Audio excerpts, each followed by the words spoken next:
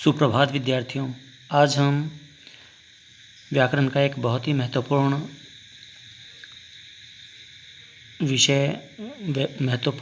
Topic विशेषण पढ़ने जा रहे हैं। विशेषण से सामान्य अर्थ है विशेषता। तो विशेषता किसकी विशेषता? तो संज्ञा अथवा सर्वनाम की विशेषता। तो वे शब्द जो संज्ञा अथवा सर्वनाम की विशेषता बताते हैं वे सब विशेषण शब्द कहलाते हैं। संज्ञा और सर्वनाम आप लोग भली भांति जानते हैं कि संज्ञा क्या है कि किसी व्यक्ति, वस्तु, स्थान, भाव, जाति, वर्ग इत्यादि के नाम को संज्ञा कहते हैं। और संज्ञा के स्थान पर प्रयुक्त होने वाले जो शब्द हैं जैसे मैं, हम, तुम लोग, वे सब इत्यादि, ये सब सर्वनाम है क्योंकि इनका प्रयोग संज्ञा शब्दों के स्थान पर किया जाता है। आइए अब विशेषण के बारे में सविस्तार जानते हैं कि इसके कितने भेद हैं, भेदों की क्या परिभाषाएं हैं, उनके उदाहरण, विशेषण में बदलने के नियम इत्यादि हम यहाँ जानेंगे।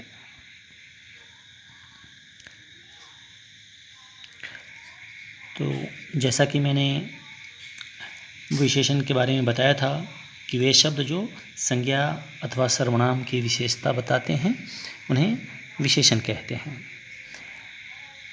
विशेषण में जिनकी विशेषता बताई जाती हैं वे विशेष्य कहलाते हैं।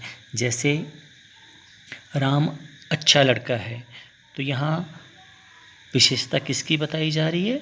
राम की। तो इसलिए राम क्या है? विशेष्य है। और जो अच्छा लड़का है वह क्या है? अच्छा क्या है?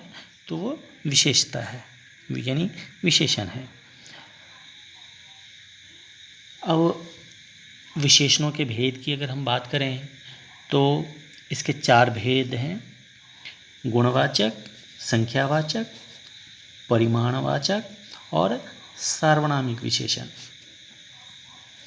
अब इन सभी भेदों को सविस्तार जानते हैं। गुणवाचक, गुण में केवल गुण यानी अच्छाइयाँ नहीं आती। गुणवाचक में गुण और दोष दोनों ही इसमें शामिल होंगे। जैसे यहाँ आप देखें तो ईमानदार भी है और बेईमान भी है, धूर्त भी है, मूर्ख भी है। तो ये सब क्या है? दोष भी हैं, लेकिन दोष होने के बावजूद ये गुणवाचक विशेषण कहलाएंगे, क्योंकि गुणवाचक विशेषण में हम वे विशेषण शब्द जो संज्ञा अथवा सर्वनाम के गुण दोषों को बताता है, तो वे गुणवाचक विशेषण कहलाते हैं। तो इसमें गुण, दोष, आकार, प्रकार, रंग, रूप, स्पर्श, गंध, स्वाद, देश, काल, स्थान, दिशा और अवस्था, ये सारी चीज़ें इस गुणवाचक में आएंगे। रंग रूप में गोरा, काला, पीला, नीला, मीठा, नमकीन, देश, काल, स्थान आदि में भारतीय, ग्रामीण, नागरिक, अंग्रेजी, पंजाबी इत्यादि, ये सब पूर्वी, पश्चिमी, दुर्बल, कमज़ोर, मोटा, पतला, ये सारे जो गुण दोष को बताने वाले शब्द हैं वे सब गुणवाचक विशेषण कहलाते हैं। दूसरा जो विशेषण का भेद है वह है संख्यावाची। संख्यावाचक विशेषण में क्या है कि वे विशेषण शब्द जो संख्या के रूप में विशेषण का काम करते हैं, संख्या के रूप में आते हैं और संज्ञा या अथवा सर्वनाम की विशेषता बताते हैं, तो वे शब्द संख्यावाची विशेषण कहलाएंगे। जैसे शहर में 8000 दुकानें हैं, तो यहाँ शहर संज्ञा, दुकानें हैं कितने? तो ये संख्या में उसको बता रहा है 8,000 दुकानें हैं। पेड़ पर बहुत अनार लगे हैं, तो यहाँ अनार कितने हैं यह स्पष्ट नहीं है, लेकिन बहुत सारे हैं जो कि संख्या को बता रहा है। संख्या में दो तरह की संख्याएं होती हैं, एक निश्चित और दूसरा अनिश्चित। निश्चित में जहाँ एक निश्चित संख्या दी गई हो, जैसे यहाँ 8,000 दिया गया है, और अनिश्चित में बहुत कम, थोड़ा, इस तरीके से अनिश्चित संख्या का बोध कराने वाले शब्द दोनों ही इसमें हो सकते हैं, निश्चित और अनिश्चित, जो कि आगे यहाँ दिया गया है।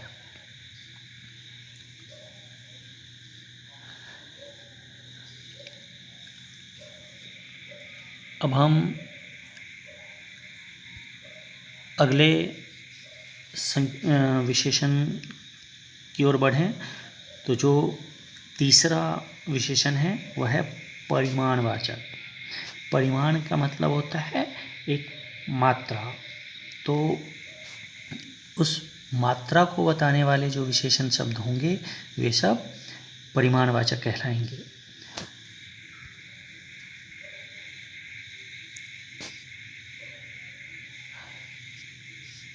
जैसे कि मुझे 2 लीटर दूध चाहिए, तो यहाँ संख्या आपको समझ में आ रहा होगा कि 2 लीटर है, लेकिन आप ध्यान रखें ये 2 लीटर हैं, लेकिन इसको आप माप या तौल सकते हैं। दूध को हम मापते हैं, जैसे 4 किलो चावल, तो यहाँ क्या हो रहा है, चावल, चूँकि ये सारी वस्तुएं जिसे आप माप तौल सकते हैं, इस कारण से ये परिमाणवाचक के अंतर्गत आया है। तो संख्यावाची और परिमाणवाचक में थोड़ा अंतर है, जिसे आप ध्यान रखेंगे कि वे शब्द ऐसे पदार्थ जिसको आप माप तौल सकते हैं, उसकी मात्रा के बारे में आप जानकारी प्राप्त कर सकते हैं, बता सकते हैं, ऐसे शब्द परिमाणवाचक में आएंगे। चौथा और आखिरी जो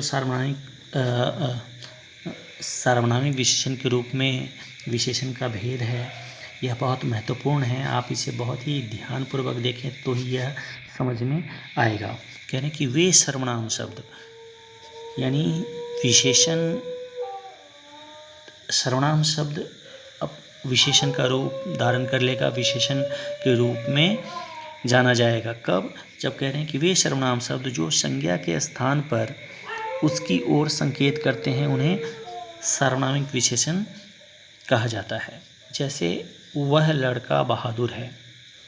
कौन? तो लड़का। कौन लड़का? तो वह लड़का।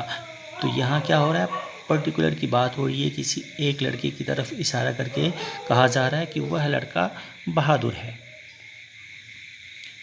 वहाँ कई सारे लड़के होंगे, लेकिन जिसमें किसी एक को इशारा करके बताया जा रहा है कि वह लड़का बहादुर है। यह लड़की बहुत सुंदर है, कोई और नहीं, पर्टिकुलर की बात हो रही है कि यह लड़की सुंदर है। इसलिए यहाँ यह और वह, ये दोनों सर्वनाम, चूँकि ये हैं सर्वनाम शब्द, लेकिन यहाँ विशेषण की तरफ प्रयुक्त हो रहे हैं कि किसी एक को निश्चित किया जा रहा है यहाँ, इस कारण से यह और वह दोनों ही सर्वनामिक विशेषण हैं, न कि सर्वनाम शब्द। अब जैसे यहाँ होता कि वह बहादुर है, अगर यह वाक्य होता लड़का बीच में, अगर ये नहीं हो, सिर्फ वह बहादुर है, तो यहाँ वह क्या हो जाएगा, सर्वनाम होगा, न कि सर्वनामिक विशेषण। तो अब कुछ और उदाहरण जो कि यहाँ दिए हुए हैं, इसको हम देखते हैं सर्वनामिक विशेषण के रूप में किस तरीके से इसका प्रयोग किया गया। कि निश्चयवाचक सर्वनामिक विशेषण, यह, वह, ये, वे, जैसा कि यहाँ आप देख सकते हैं, ये सब क्या है, निश्चित कर रहा है।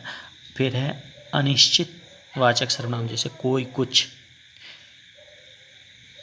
कोई आया होगा, इस तरीके से। फिर है प्रश्नवाचक, कौन, क्या, किस तरह से। तो ये चूँकि ये सारे जितने भी शब्द हैं ये सब सर्वनाम हैं और इनका प्रयोग जब संज्ञा के स्थान पर किया जाए तो ये सार्वनामिक विशेषण कहलाते हैं।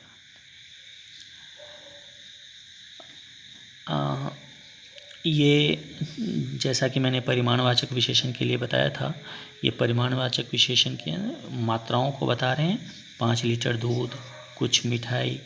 तो इसमें भी निश्चित, परिमाणवाचक में भी निश्चित और अनिश्चित होते हैं कि जब वे मात्राएं जिसे आप माप तोल कर सकते हैं उसके आगे अगर कुछ थोड़ा कम ज़्यादा इस तरीके से लिखा हो तब वो अनिश्चित होगा, और जब निश्चित संख्या दी जाएगी तब वह निश्चित परिमाणवाचक होगा। अब हम यहाँ संज्ञा से निर्मित कुछ विशेषण शब्दों को देखेंगे। इसमें अगर आप देखें तो आप पाएंगे कि बहुत सारे ऐसे शब्द हैं, विशेषण का जो निर्माण है वो संज्ञा शब्दों से होंगे, सर्वनाम से होंगे, क्रिया से होंगे। तो इस तरीके से ये बहुत ज़रूरी है, क्योंकि कोई भी भाषा तभी समृद्ध होती है जब उसमें नए नए शब्दों का निर्माण होता रहता है। तो ये इस तरीके से शब्द का निर्माण आप भी अभ्यास करके कर सकते हैं। यहाँ ये प्रत्यय हैं और ये संज्ञा शब्द हैं और उससे ये विशेषण बने हैं। जैसे अंत है, अंत प्रत्यय है, सीमा संज्ञा है, अब अंत लग के सीमांत हो गया।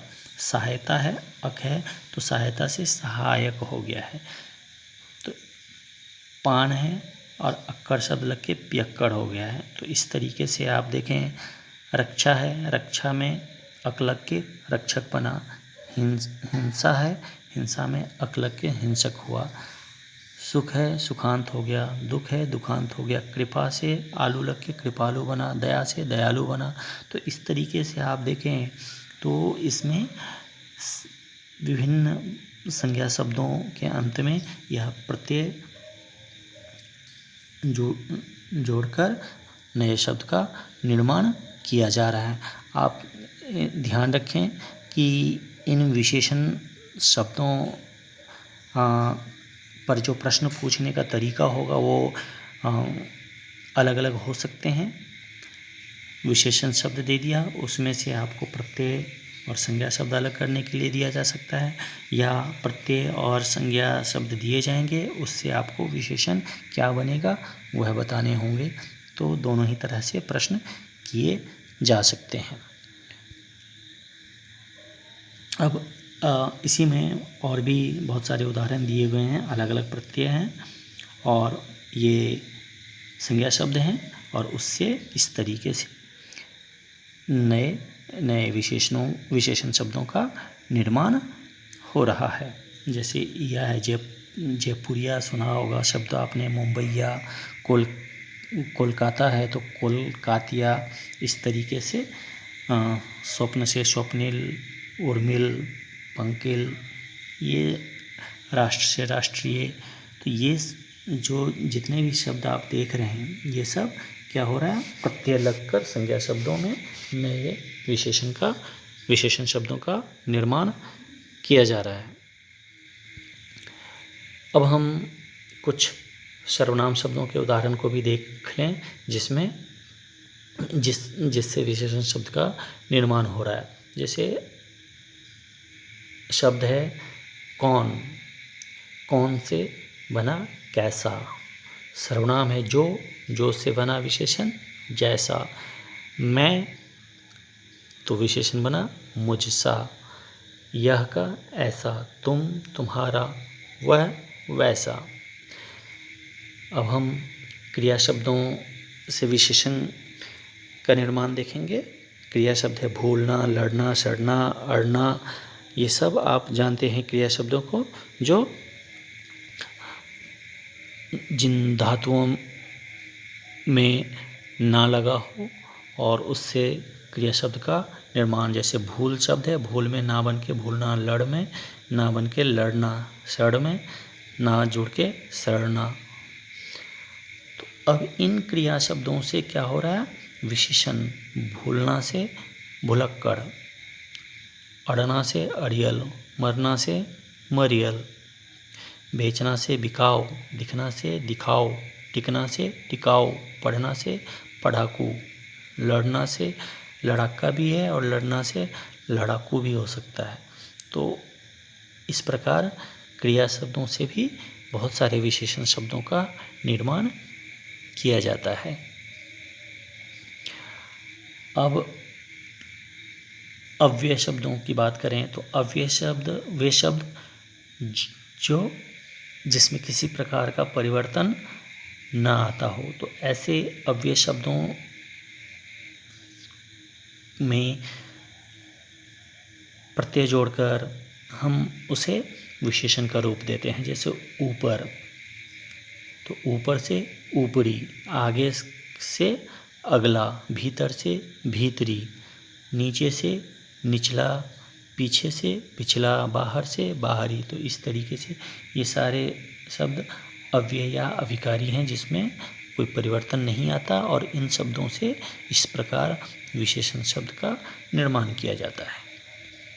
अब हम कुछ उपसर्गों को देखते हैं जिससे विशेषण शब्द का निर्माण होता है। जैसे उपसर्ग है सत और शब्द है जन। तो सत और जन मिल के बना सज्जन। स उपसर्ग है स और शब्द है गुण, तो बना सगुण। उपसर्ग है होगा नी और गुण, तो बनेगा निर्गुण। ना और शब्द है समझ, तो बना ना समझ। निर और भय शब्द बना निर्भय। तो ये इस तरीके से उपसर्ग और शब्द इन दोनों को मिलाकर विशेषण शब्द का निर्माण किया गया। तो प्यारे विद्यार्थियों, उम्मीद करता हूँ कि आप लोगों को यह पाठ समझ में आ गया होगा। अब एक बार हम इस पाठ को पुनः दोहरान कर लेते हैं। विशेषण क्या है? वे शब्द जो संज्ञा अथवा सर्वनाम की विशेषता बताए। यह 4 प्रकार के हैं: गुणवाचक, संख्यावाचक, परिमाणवाचक और सार्वनामिक विशेषण। गुणवाचक में रूप, रंग, आकार, प्रकार, स्वाद, गंध, इस तरह की बहुत सारी चीज़ें गुणवाचक में आ जाती हैं। उसके बाद संख्यावाची में 2 तरह के होंगे, निश्चित संख्यावाची और अनिश्चित संख्यावाची।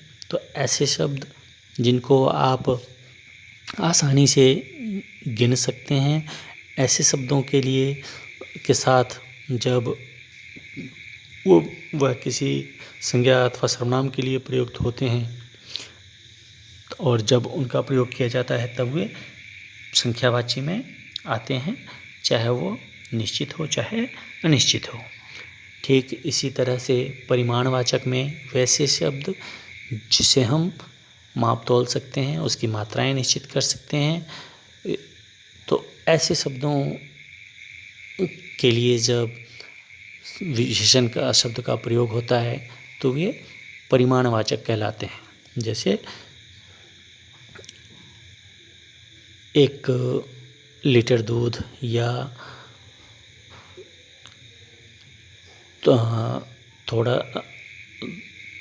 थोड़ी सी चाय पिला दो। तो यहाँ क्या हो रहा है कि चाय शब्द ये मात्रा में आ रहे हैं और इसके लिए थोड़ी सी कर दिया प्रयोग हमने, तो ये क्या हो गया? परिमाण को बता रहा है। इसी कारण से ये अनिश्चित परिमाणवाचक होगा।